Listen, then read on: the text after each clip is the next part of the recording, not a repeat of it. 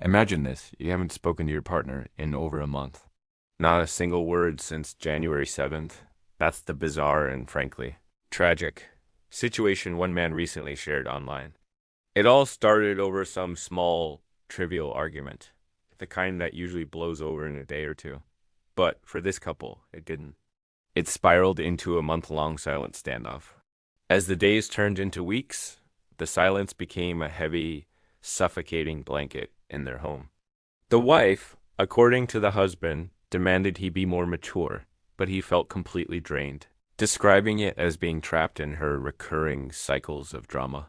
He felt like no matter what he did, it was never the right thing. He tried apologizing in the past for similar fights, but it never seemed to solve the root problem.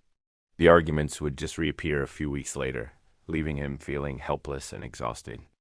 Then came Valentine's Day, a day that's supposed to be about celebrating love and connection. In their house, nothing. No cards, no chocolates, no flowers. Not even a simple Happy Valentine's Day. The silence was louder than ever. And caught right in the middle of this emotional battlefield were their children. They could feel the tension, the unspoken hostility between their parents. They'd ask their dad what was wrong, and he'd have to brush it off, trying to protect them from a conflict he didn't even know how to solve himself. The husband took to the internet, asking if he was the bad guy for not getting his wife a Valentine's gift.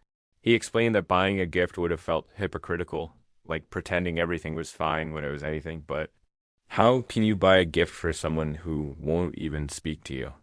It felt like rewarding bad behavior, or at least that's how he saw it.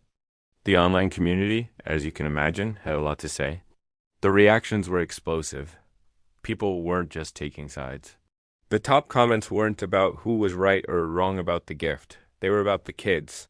Commenters were furious, calling both parents out for being toxic role models. They said things like, "You're teaching your children that this is what a relationship looks like, and this isn't a marriage. It's a hostage situation, and your kids are the hostages." The overwhelming consensus was that this environment was incredibly damaging to the children's emotional well-being. Many people blasted the wife's behavior, labeling her month-long silent treatment as a form of emotional manipulation and abuse.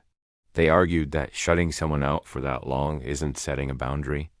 It's a punishment tactic designed to control the other person. They pointed out that refusing to communicate is the quickest way to kill a relationship. It leaves no room for resolution, no chance for understanding or compromise. It just builds resentment and deepens the divide. But others weren't letting the husband off the hook either. While they might have sympathized with his frustration, they questioned his passivity. Why did he let it go on for a month? Why hadn't he tried to break the silence, even if it meant being the bigger person? Some suggested he should have packed a bag and stayed with a friend to show that this level of dysfunction was unacceptable. His inaction, they argued, was enabling the toxic dynamic. This led to a bigger debate. Is the silent treatment a legitimate way to set a boundary, or is it always a form of abuse? Some argued that if you've repeatedly tried to resolve an issue and your partner refuses to listen, but most agreed that a month-long absolute freeze-out, especially with kids in the house, goes far beyond a healthy boundary. It's a declaration of war. The most upvoted and repeated piece of advice was startlingly direct: divorce. Strangers on the internet were telling this man that for the sake of his children, he needed to end the marriage. The argument was that growing up in a house filled with silent animosity is far worse for kids than their parents splitting up and finding a way to co-parent peacefully. They urged him to prioritize his children's need for a stable, loving environment over a broken marriage that seemed to be poisoning everyone. The story went viral because it's such a raw, unfiltered look at a marriage in its final collapsing stages. There's a certain grim fascination with it, like watching a slow-motion car crash. It hits on so many universal themes: communication breakdown, emotional manipulation, the impact of parental conflict on children, and that gut-wrenching moment when you realize love might not be enough. In his post, the husband hinted at a deeper sadness. He mentioned that he still remembered the woman he fell in love with, that spark they used to have. He felt trapped, like he was just waiting for the next explosion, the next round of silent warfare. It's a heartbreaking position to be in, loving the memory of someone who is right in front of you, but unable to reach them. The story was left unresolved. He never posted an update. So we don't know if they ever started talking again, if they sought counseling, or if they took the internet's advice and decided to separate.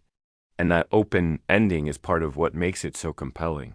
It forces us to ask ourselves the tough questions. Is this marriage salvageable? Should they split up for the kids? What would you do in this situation? It's a powerful and cautionary tale about what can happen when communication completely breaks down and silence is allowed to fill the space where love used to be. Thank you for watching.